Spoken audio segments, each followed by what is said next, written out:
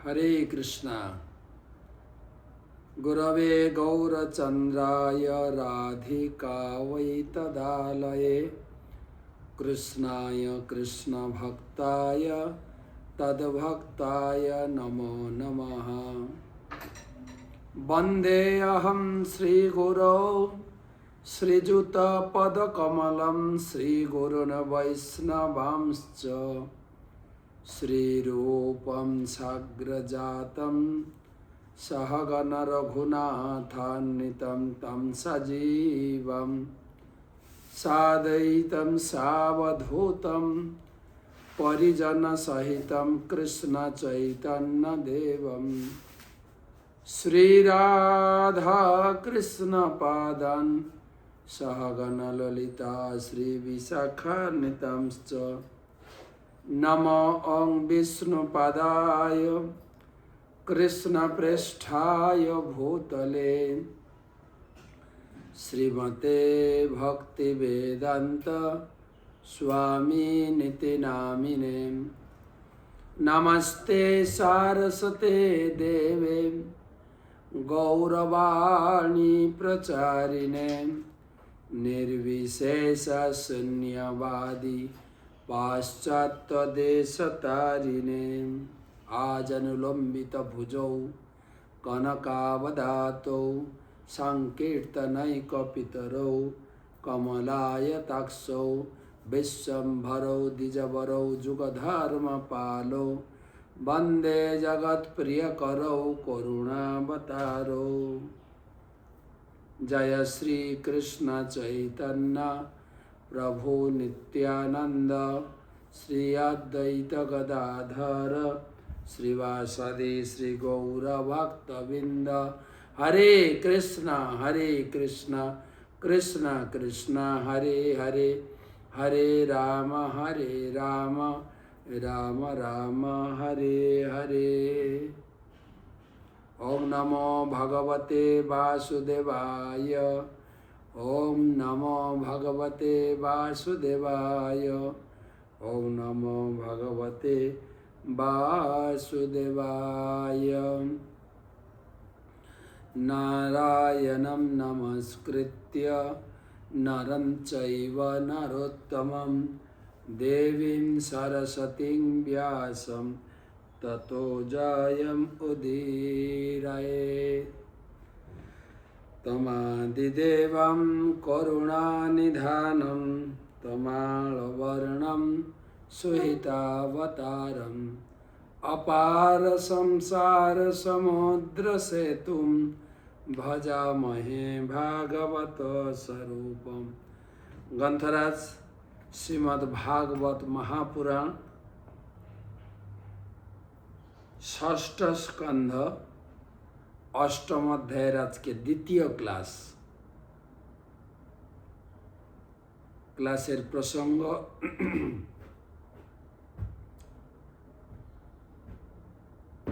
विश्वरूप के যখন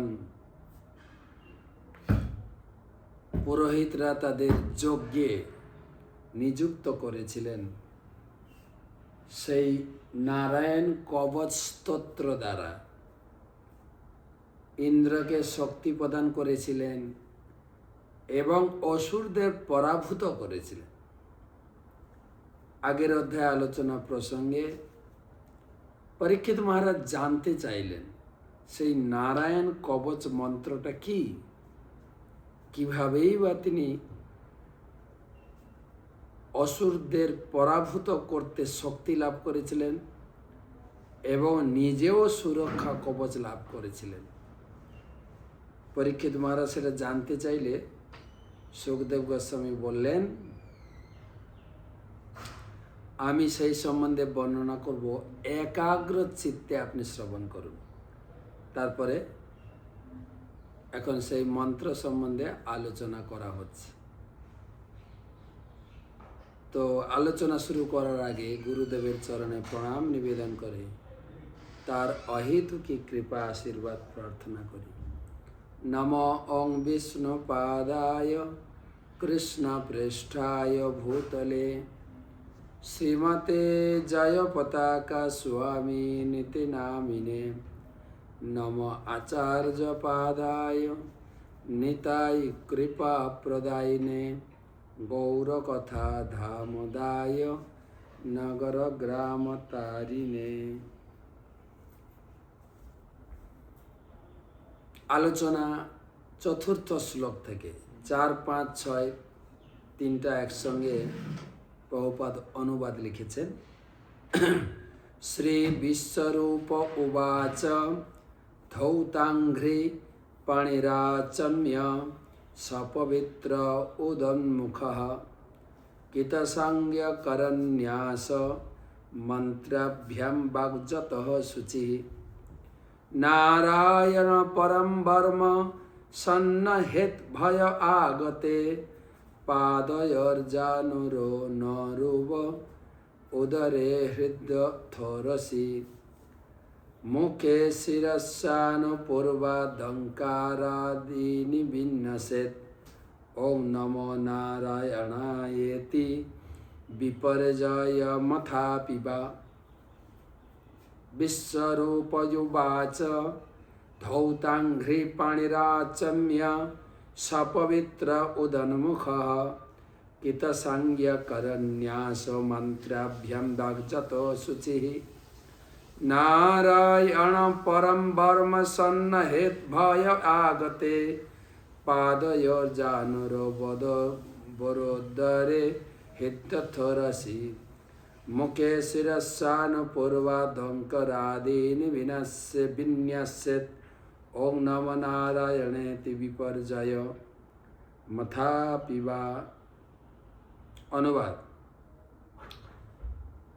বিশ্বরূপ বললেন, যদি কোনো ভয় উপস্থিত হয় তাহলে হাত পা ভালোভাবে ধুয়ে তারপর ওম অপবিত্র পবিত্র বা সর্বাবস্থাম গতো পিবা যস্মরেৎ পুণ্ডরীকাক্ষং সবাহ্য বন্তরশোচি ওম শ্রী বিষ্ণু শ্রী বিষ্ণু শ্রী বিষ্ণু এই মন্ত্র উচ্চারণ করে আচমন করবে।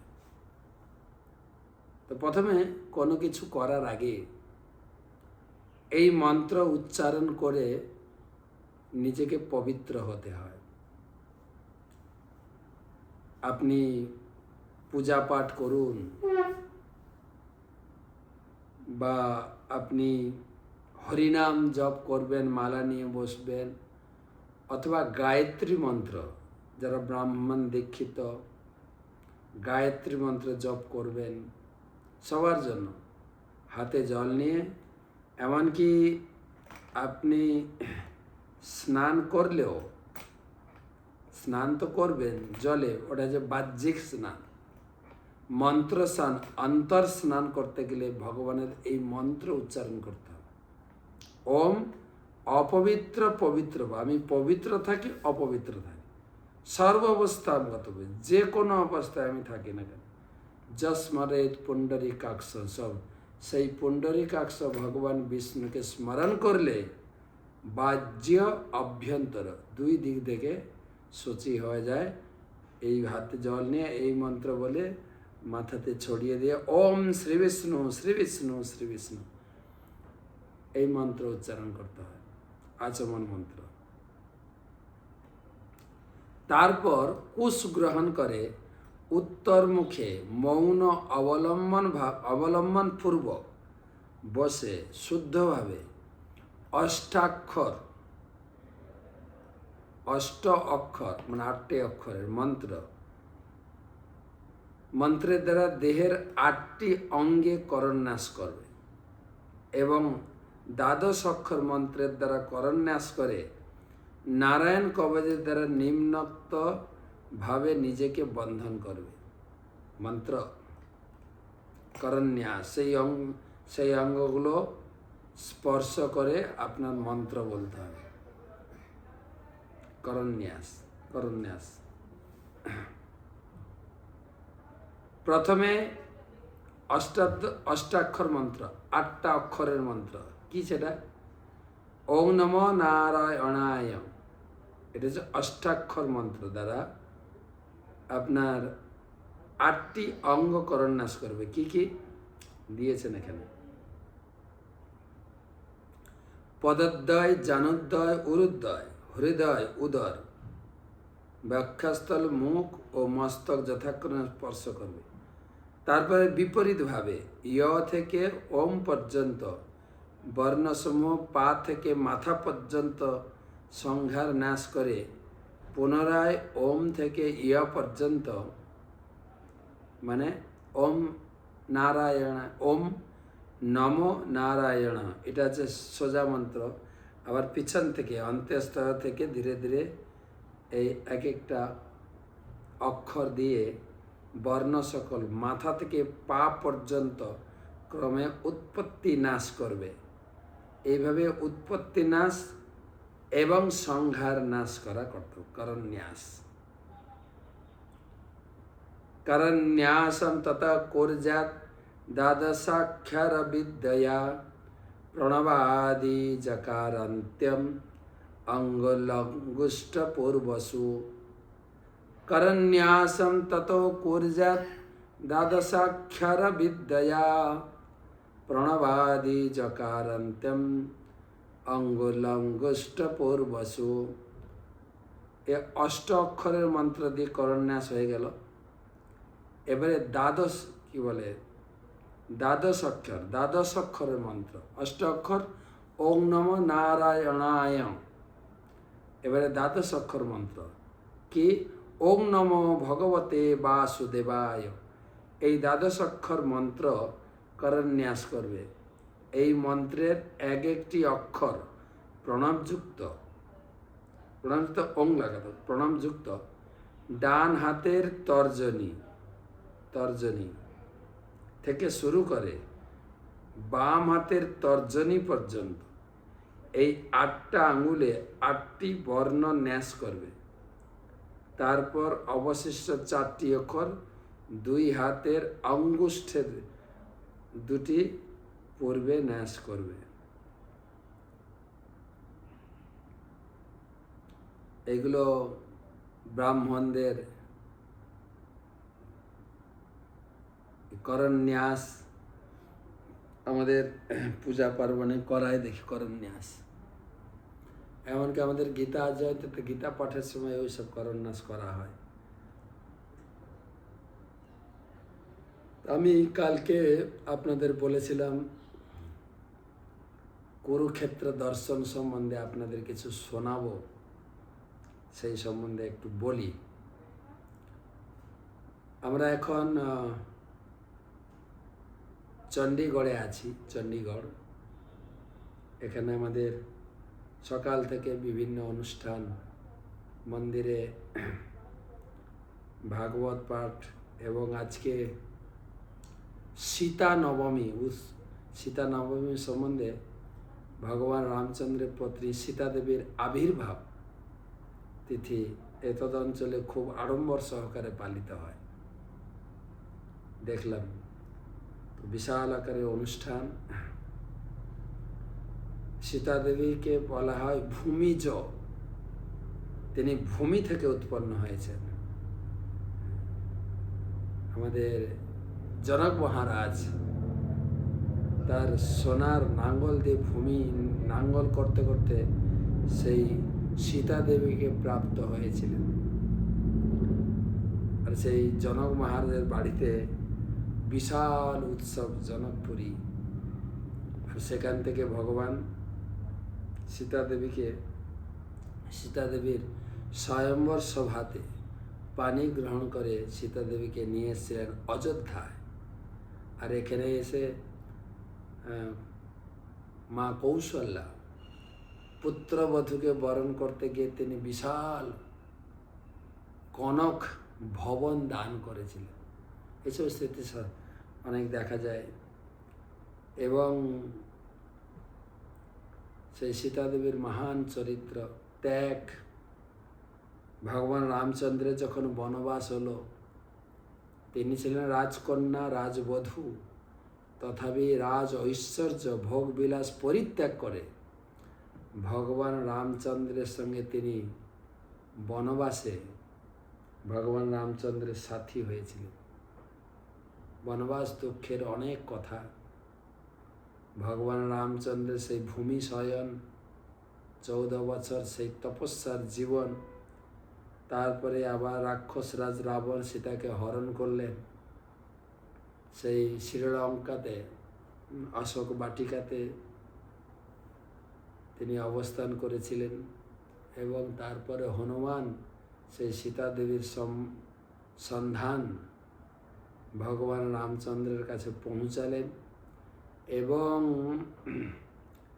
ভগবান সেই বানর সৈন্য সুগ্রীবাদী, জাম্বুবানাদি তাদের সহযোগে সীতা দেবীকে উদ্ধার করে তিনি অযোধ্যায় 14 বছর পরে ফিরলেন। পুনরায় ভগবান রামচন্দ্রের রাজ্য অভিষেক, তারপরে পুনরায় সীতাকে আবার বনবাসে প্রেরণ। সীতা জীবনের অনেক অনেক ঘটনা। তো সেই সীতা দেবীর পাতাল প্রবেশ, তুলসীদাস না চাণক্য পণ্ডিত বলেছেন যে প্রত্যেক বিদ্বান ব্যক্তির, প্রত্যেক ভক্তের, পণ্ডিত ব্যক্তির কর্তব্য হচ্ছে প্রাতে স্ত্রী প্রসঙ্গাত মধ্যাহ্নে দ্যুত ক্রীড়াচ, রাতে চৌরাগ্যগণ্য কালে যাবতী ধীমতা। যারা ধীমান ব্যক্তি, ধীমতাম ব্যক্তি, পণ্ডিত ব্যক্তি, তারা কি করবে? সকালে উঠে স্ত্রী প্রসঙ্গ চর্চা করবে, দুপুরে কি করবে? জুয়া খেলার চর্চা করবে, রাত্রে কি চর্চা করবে? না চোর প্রসঙ্গ আলোচনা করবে। এইভাবে পণ্ডিত ব্যক্তিরা তাদের সময়কে ব্যবহার করবেন।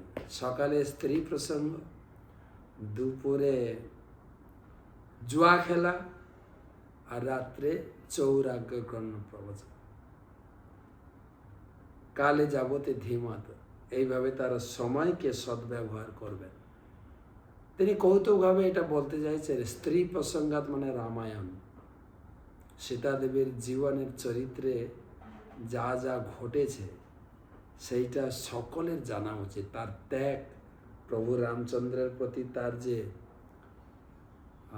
সেবা ভাব, প্রীতির সম্পর্ক, একজন স্ত্রীর আদর্শ নারীর কর্তব্য তিনি স্থাপন করেছেন। তাই সকালে পড়বেন রামায়ণ, স্ত্রী প্রসঙ্গ। মধ্যাহ্নে দ্যুত ক্রীড়া, দ্যুত ক্রীড়া মানে রামায়ণ পড়বেন, কারণ দুপুরে লাঞ্চ খাওয়ার পরে ঘুম আসে, তো গল্প কাহিনী পড়বেন, ইতিহাস, মহাভারতের ইতিহাস। আর রাত্রে চৌরাগ্রগণ্য ভাগবতম পড়বে, সেজন্য রাত্রে ভাগবতম পড়ছি। শ্রেষ্ঠ চৌরাগ্রগণ্য ভগবান কৃষ্ণের চোরি লীলা পড়ুন। আর দুপুরে মহাভারতের লীলা, সকালে রামায়ণ। তো সেই সীতা দেবীর মহান এই তিথি, আবির্ভাব তিথিতে আমরা সীতা দেবীর কাছে প্রার্থনা করি তিনি যেন আমাদের সেবা ভাব, নিষ্ঠা জাগ্রত করার জন্য আমাদের আশীর্বাদ করেন। তো আমরা সেই কুরুক্ষেত্র রণাঙ্গন গতকালকে দর্শন করেছি। তো সেই প্রসঙ্গে একটু তুলে ধরি। কুরুক্ষেত্র, যেখানে মহাভারতের শল্য পর্বে রয়েছে যে কুরুরাজ এই স্থান কর্ষণ করিয়াছিলেন বলে এই স্থানের নাম কুরুক্ষেত্র। একবার কুরুরাজ, সেই কুরু, তিনি শিবের কাছ থেকে নিয়েছেন ষাঁড় এবং যমরাজের কাছ থেকে নিয়েছেন মহিষ, দিয়ে স্বর্ণ নাঙ্গল দিয়ে এই স্থানকে কর্ষণ মানে নাঙ্গল করেছিলেন। কেননা এই স্থানটাকে আমি পবিত্র করে বানাবো। এই স্থানের ভিতরে, এই এরিয়ার ভিতরে আমার তপস্যার বলে এই স্থানকে এত পবিত্র করব, যে কেউ ব্যক্তি এই স্থানে আসবে সে সরাসরি স্বর্গে চলে যাবে। আর যে কোনো কেউ তপস্যায় যুক্ত হলে ইন্দ্র ভয় খেয়ে যায় না। ইন্দ্র এসে গেছেন ওখানে। ইন্দ্র এসে বলছেন, আচ্ছা এখানে এই নাঙ্গল দেওয়ার কারণটা কি? দেন কুরুরাজ বলছেন, হে পুরন্দর, যে সকল ব্যক্তি এই স্থানে দেহাত্যাগ করবে সরাসরি স্বর্গে যাবে। ইন্দ্র শুনে হাও একদম অট্টহাস্য করা শুরু করলেন। হ্যাঁ, উপহাস্যটা হলো, এটা কি সম্ভব নাকি? কিন্তু কুরুরাজ তার উপহাসে মোটেই দুঃখ না পেয়ে তিনি সেই কর্ষণ করতে থাকলেন, নাঙ্গল দিতে থাকলেন। দেবরাজ ইন্দ্র বারবার এসে কুরুরাজকে উপহাস করে তাকে এই কাজে বিরত হওয়ার জন্য অনেক প্রকার আকার ইঙ্গিত দিলেন, কিন্তু কুরুরাজ কোনো মতেই তিনি এই কাজে বিরত না হয়ে তিনি তার নিষ্ঠাপূর্বক একাগ্রতা তিনি এই কাজ কর্ষণ করতে থাকলেন। তখন ইন্দ্র সন্তুষ্ট হয়ে বললেন, ঠিক আছে, একটা কন্ডিশন করা হোক, কেউ যদি এই স্থানে এসে তপস্যা করে দেহত্যাগ করে সে স্বর্গে যাবে, অথবা যুদ্ধে বানাহত হয়ে নিহত হবে তবে সে স্বর্গে যাবে। যুদ্ধ করে সে যদি বানে আহত হয় তবে সে যাবে। আবার এটা গেল শল্য পর্বে। এবারে বন পর্বে যেটা বর্ণনা আছে সেখানে বলা হয়েছে, সর্বপ্রকার প্রাণী এই তীর্থ দর্শন করেই পাপ থেকে মুক্ত হবে। কেউ যদি বলে আমি কুরুক্ষেত্রে গমন করব, আমি কুরুক্ষেত্রে বাস করব, তাতেই সে সমস্ত পাপ থেকে মুক্ত হবে। তা আপনারা যারা ক্লাস শুনছেন বলেন, আমি কুরুক্ষেত্রে গমন করব, আমি কুরুক্ষেত্রে বাস করব। যতবার বলবেন পাপ থেকে মুক্ত। এই স্থান অত্যন্ত পবিত্র। এই ক্ষেত্রে যারা বাস করে তাদের সরাসরি স্বর্গবাসের ফল লাভ।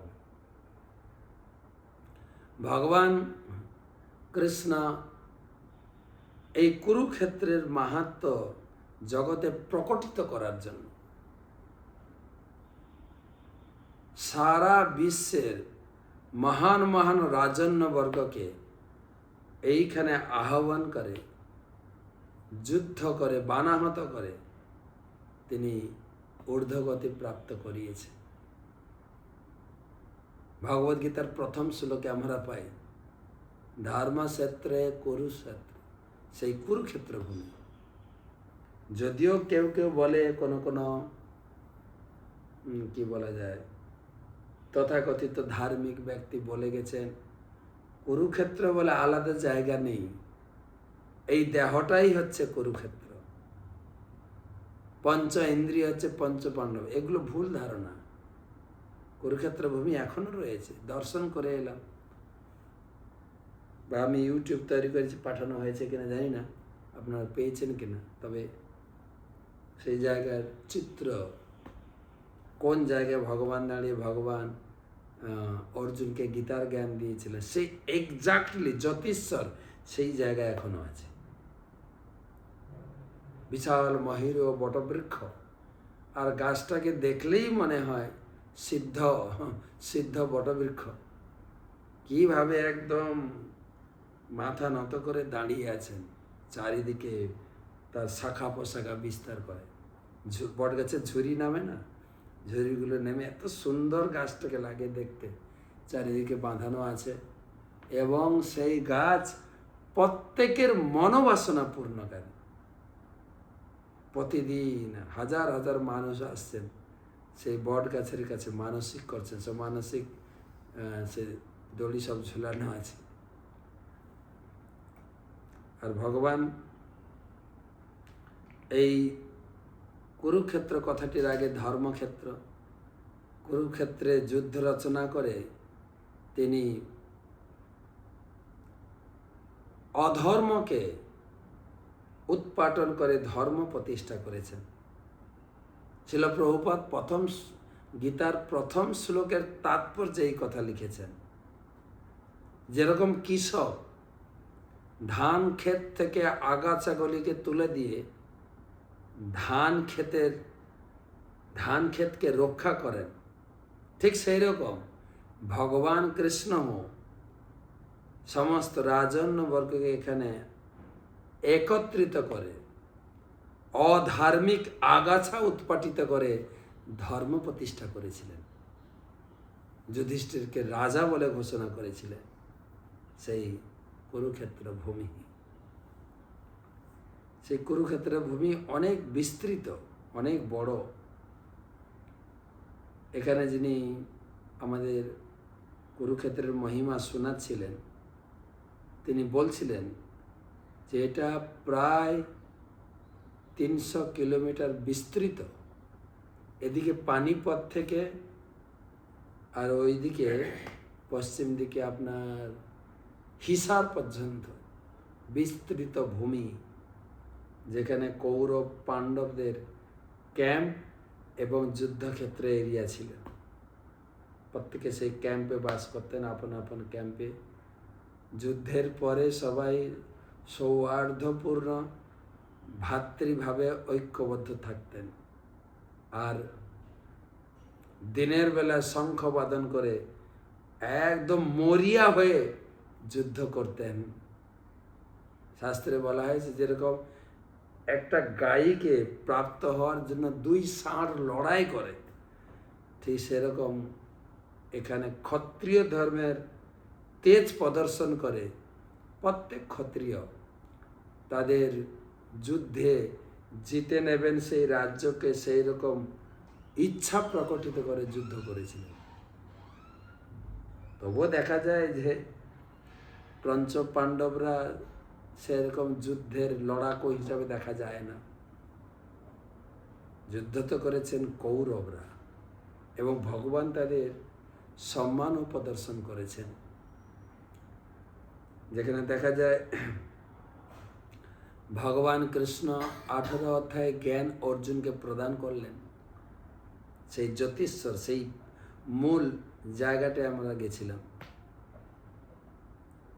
যেখানে ভগবান শ্রীকৃষ্ণ 2 পক্ষের সেনানীর মাঝখানে রথ খাড়া করেছিলেন। সেনয়োর উভয়ের মধ্যে রথম স্থাপয় মেয়চ্যুত। অর্জুন যখন বললেন, ভগবান 2 পক্ষের মাঝখানে রাখলেন, দিয়ে বললেন ভীষ্ম দ্রোণ প্রমুখত সর্বে সামচ মহিষ্কৃতম উবাচ পার্থ পশ্যৈতম সমবেতম কুরুনীতি। অর্জুন দেখো, এই 2 পক্ষের সেনানীর মাঝখানে আমি রথ রেখেছি, সামনে দেখো ভীষ্ম এবং দ্রোণ আদি কৌরবদের দেখো।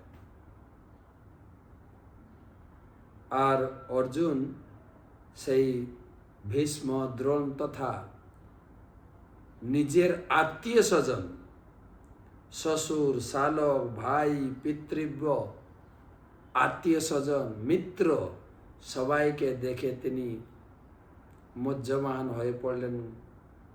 তিনি করুণা হৃদয়ে বললেন, এতে আমি যুদ্ধ করব না। এতে কেবল আত্মীয় স্বজন হত্যা হবে, তাতে পাপ লাগবে। আমি এই পাপ করে এই রাজ্য ভোগ করতে চাইছি না। কি করে গুরুদেবদের বধ করে রক্ত মাখা রাজ্য আমি কি করে ভোগ করব? না, অসম্ভব। পুরো প্রথম অধ্যায় 46টা শ্লোক অর্জুন যুক্তি প্রদর্শন করে, করুণা হৃদয়ে সুখ ভোগ ত্যাগ করে তিনি যুদ্ধ করবেন না বলে সিদ্ধান্ত জানিয়ে দিলেন। ধনুর্বাণ ত্যাগ করে গালে হাত দিয়ে রথে বসে পড়লেন। সেই সিন ওখানে যখন ছিলাম, সিন ভাসছিল, এবং একটা রথের চিত্র রয়েছে যেখানে ভগবান অর্জুনকে জ্ঞান দেওয়ার সেই পোচ বানানো হয়েছে, মূর্তি। ডায়ারামা বানানো হয়েছে, সেটা দেখে মনে পড়ছিল প্রথম অধ্যায়ের প্রত্যেকটা শ্লোকের চিত্র ভেসে উঠছে। এবং দ্বিতীয় অধ্যায়ে ভগবান প্রথমে অর্জুনকে ভৎসনা বাক্যের দ্বারা জাগিয়ে তুললেন। সে কি অর্জুন? আজকে না তুমি সেই 12 বছর বনবাস, 1 বছর অজ্ঞাতবাস, প্রায় 12-13 বছর ধরে যুদ্ধের ট্রেনিং এবং যুদ্ধের প্রস্তুতি নিয়ে তুমি আজকে এখানে ধনুর্বাণ ত্যাগ করে গালে হাত দিয়ে বসে পড়লে? ছি ছি অর্জুন, কুতস্তা কস্মালমিদম বিষমে সমুপস্থিতম অনার্জম জুষ্টম অসর্গম অকীর্তিম করম। অর্জুন, তোমার এই দয়া দাক্ষিণ্য কৌরবদের প্রতি, এটা তোমাকে স্বর্গে নিয়ে যাবে না, অস্বর্গম, আর তোমার জগতে অকীর্তি প্রচার হবে। অর্জুন ছিল পরম ক্ষত্রিয়, সে ভয় পেয়ে যুদ্ধক্ষেত্রে ছেড়ে চলে গেছে। ছি অর্জুন, উঠে দাঁড়াও, যুদ্ধ করো। তো সেই অর্জুনকে উঠে দাঁড় করে ভগবত গীতার জ্ঞান প্রদান করেছিলেন। অর্জুন স্বীকার করলেন, আমি বুঝতে পারছি না কি করা উচিত কি করা উচিত না। কার্পণ্য দোষ পহত স্বভাব পৃচ্ছামি তাম ধর্ম সমূঢ়চেতা যৎশ্রেয়সান্নিশ্চিতং ব্রূহি তন্মে শিষ্যস্তে অয়ং সাধিতাং মং প্রপন্যম। আমি এখন বুঝতে পারছি না আমার যুদ্ধ করা উচিত কি উচিত নয়। আর যুদ্ধ করলে আত্মীয় স্বজন মারা যাবে, তাদের হত্যা দেখেও আমি বিমর্ষ হয়ে পড়ব। প্লিজ আমাকে গাইড করো, আমাকে দীক্ষা দাও, আমাকে পথ নির্দেশনা দাও, আমার কি করা উচিত উচিত। তখন ভগবান সেই 2য় অধ্যায় থেকে 17 অধ্যায় পর্যন্ত পুরো ভগবদ গীতার জ্ঞানের প্যাকেজ অর্জুনকে কেন্দ্র করে সারা জগৎকে শেখালেন। এ তো অর্জুনের ঘটনা ছিল না, তো এ তো প্রত্যেকের জীবনের ঘটনাকে অর্জুন নাটকীয় ভঙ্গিতে সেই কুরুক্ষেত্রের মাঠে প্রদর্শন করেছে।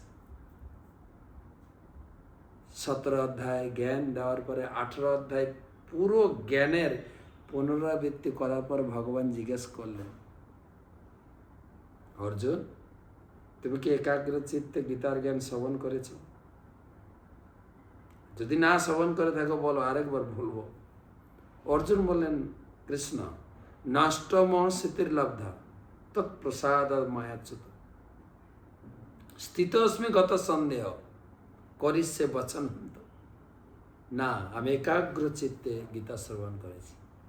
দেখেন, অর্জুন ছিলেন যুদ্ধক্ষেত্রের মাঝখানে, সমস্ত যোদ্ধারা ধনুর্বাণ নিয়ে দাঁড়িয়ে আছেন, অর্জুনের সঙ্গে লড়াই করবেন, আর সেই অবস্থায় গীতার জ্ঞান শোনা সম্ভব?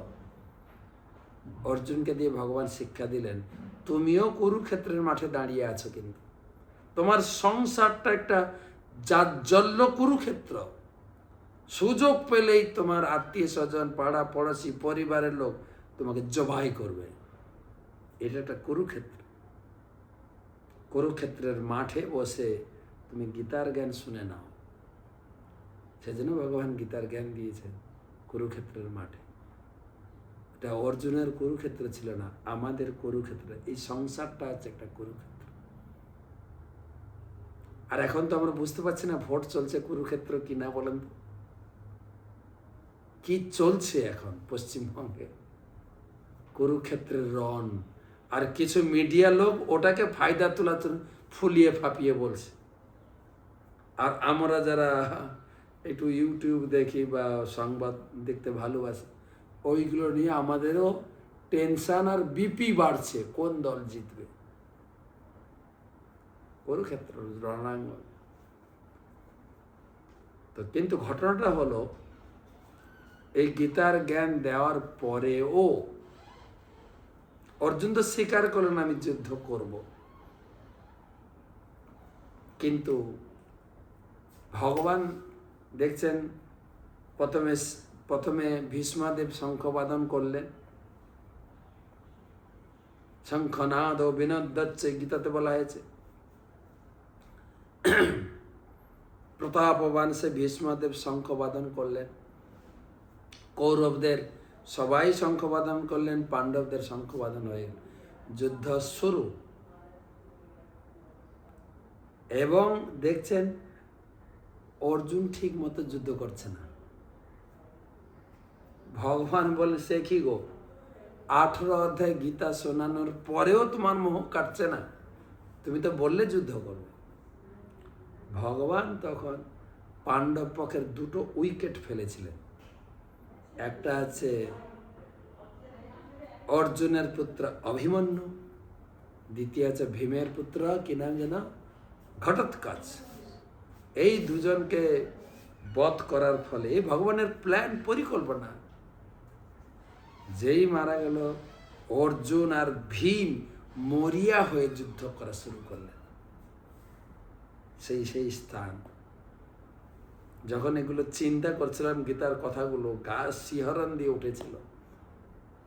কিছুটা আমরা ইয়েতে দেখেছি না, কি বলে, সিরিয়ালে কিভাবে পো পো করে বাঁশি বাজছে আর যুদ্ধ হচ্ছে, তীর ছুঁড়ছে, সেগুলো সব চিত্রগুলো চোখে ভাসছিল ওখানে দাঁড়িয়ে। অভূতপূর্ব জায়গা কুরুক্ষেত্র। আর বাস্তবিক পক্ষে কৌরবদের পক্ষে ছিল বেশিরভাগ সৈন্য, বেশিরভাগ 11 অক্ষয়িনী, বড় বড় এমপি বিধায়ক সব দুর্যোধনের পক্ষে। অর্জুনের পক্ষে কিছু ছিল না। কয়েকজন লোক ছিল, কিন্তু ছিল কৃষ্ণ। তাই পঞ্চপাণ্ডব পুরো ভরসা ছিল। তাই তারা খুব একটা যুদ্ধে লড়াই করেন। যার করেছেন ভগবান কৃষ্ণ, করেছেন ভগবান কৃষ্ণ, কিন্তু ক্রেডিট দিয়েছেন অর্জুনকে। ভগবান সবসময় তার ভক্তকে প্রশংসা এবং ক্রেডিট প্রদান করেন। তো সেই কুরুক্ষেত্রের ভূমি, কখনো সুযোগ হলে আসুন, আমাদের ওখানে ইস্কনের মন্দির তৈরি হচ্ছে, নির্ণীয়মান, যেখানে জ্যোতিশ্বর, যে জায়গাতে ভগবদ গীতার জ্ঞান দিয়েছিলেন, ওখান থেকে হার্ডলি 1.5 কিলোমিটার বিশাল মন্দির তৈরি হচ্ছে। তবে কিছু গেস্ট হাউসও হয়েছে।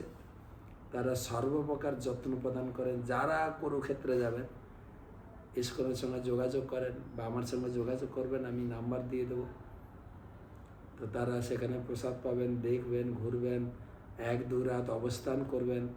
কৌরব পাণ্ডবরা তো 18 রাত্রি ছিলেন কমপক্ষে, তার আগে পরে নিশ্চয় আরও ছিলেন। কমপক্ষে 18 দিন যুদ্ধ হয়েছিলেন। তো সেই পবিত্র জায়গায় কুরুক্ষেত্র। তারপরে কুরুক্ষেত্রের পাশে 2টো জায়গার কথা বললেন, যদিও আমরা সেই জায়গায় যেতে পারিনি। প্রায় 25 কিলোমিটার দূরে একটা শহরের নাম দেখবেন, কর্নাল। এখনো কর্নাল। তো বলছেন কর্নাল নাম কেন হলো না, এই বিস্তৃত যুদ্ধভূমির মধ্যে পাণ্ডব কৌরবরা ক্যাম্প করে থাকলেও কর্ণকে সেই ক্যাম্পে সুযোগ দেওয়া হয়নি থাকেন, সুতপুত্র ছিলেন। তাই তিনি ছিলেন এই এরিয়ার একটু বাইরে। হ্যাঁ, কর্ণ সেখানে ক্যাম্প করে থাকতেন আর যুদ্ধে যোগদান করেছিলেন দুর্যোধনের পক্ষে। কর্ণ ওখানে অবস্থান করেছিলেন বলে জায়গার নাম কর্নাল। আর যেখানে অভিমন্যুকে বধ করা হয়েছিল, 7 মহারথী মিলে বধ করেছিলেন, সেই গ্রামটার নাম হচ্ছে অভিমন্যুপুর। এবং অভিমন্যুর একটা মন্দির বানানো হয়েছে অভিমন্যুপুর। ওটাও কুরুক্ষেত্রে এই জ্যোতিশ্বর থেকে বলছেন প্রায় 30 কিলোমিটার। এটা অপোজিট ডাইরেকশন। কখনো এলে কমপক্ষে এখানে 1 সপ্তাহ থাকবো, সব ঘুরে ঘুরে ঘুরে ঘুরে আরও এর ভিতরে চর্চা করব। আরও কিছু স্থান থেকে গেল, যেরকম আপনার ভীষ্মকুণ্ড, বাণগঙ্গা এবং ব্রহ্ম সরোবর। এগুলো কালকের ক্লাসে বলি। আজকে এই পর্যন্ত রাখি। শুভরাত্রি।